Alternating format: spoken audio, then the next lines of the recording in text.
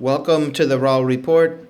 We are taking a look at the first message of the new Supreme Leader of Iran, and it is a good one in the sense that it gives some very clear positions on what we want to know regarding the actions that Iran will be taking. So here is a summary of what the new Supreme Leader has stated. Iran will continue to deliver revenge for the death of the martyrs. So he's not only talking about his father or family members who were killed in the initial attack on the compound of the Supreme Leader. He's also talking about the girls and the girls' school and all those innocent civilians who have been killed, and all those martyrs who were in their places and defending Iran and were killed. So that is a lot of revenge that needs to be delivered. Secondly, the Strait of Hormuz must remain closed, and this is possibly the biggest message of them all. So with the Strait of Hormuz closed, this will push the world into a energy crisis like it has never been seen before. And not only does energy flow through the Strait of Hormuz, fertilizers flow through the Strait of Hormuz. So what do you think fertilizers are used for? Growing crops. So there will be higher food prices and possibly shortages of food as farmers begin to cut back on cultivation because they don't have the fertilizers needed to grow crops.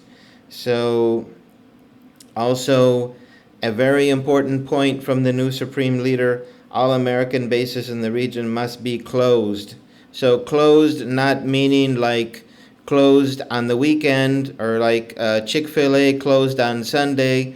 We're talking about closed forever, removed, and these installations destroyed or no longer being used by the U.S. and proxies. So that is also a huge statement. This statement of the American bases being completely closed means that the Gulf nations, the Gulf states, some of which are like city-states, have to decide on what side they're going to fall, either with Iran or with the Western world. And the real difficulty there with those Gulf states is that these leaders are basically put in power by Western monopolies, and they are not popular in their home countries, but they are maintained in power through through various control mechanisms. I would imagine secret police. Of course, they have U.S. military nearby, so most would hesitate to try to remove these leaders because they would not only go up against well-funded and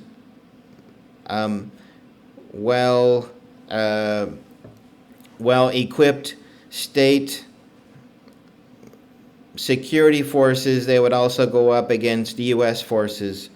So the decision to remove U.S. forces and U.S. bases will come down to these nations. Now, I think some of them may decide to go with that, but most realize that this would be suicide, at least for their own leadership and for their own pocketbook. And especially the Saudis, which have such a long relationship with the Western nations and have this incredible symbiosis between U.S.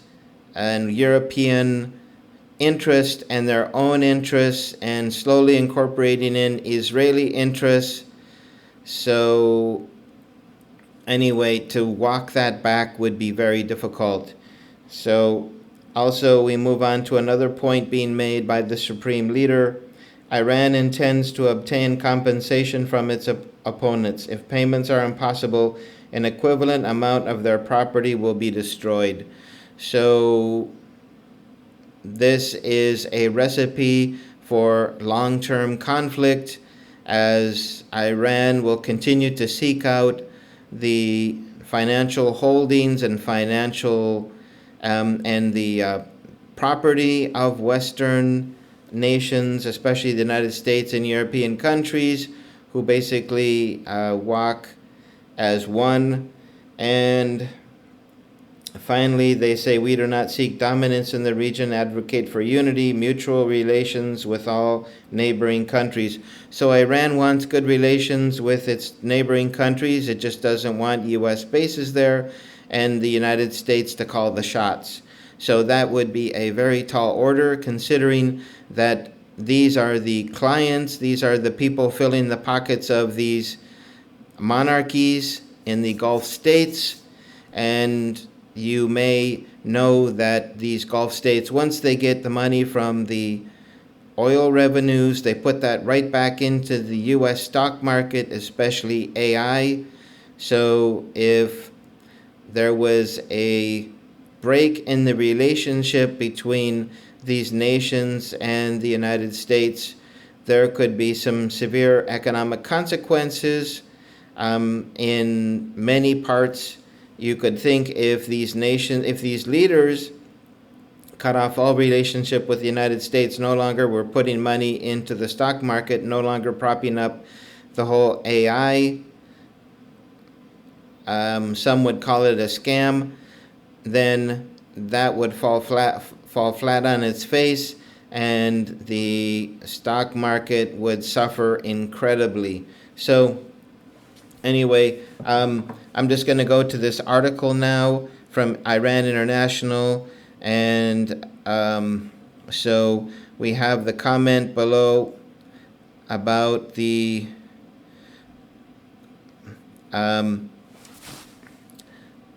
about closing the bases, like permanently, like not like Chick-fil-A closing on Sunday.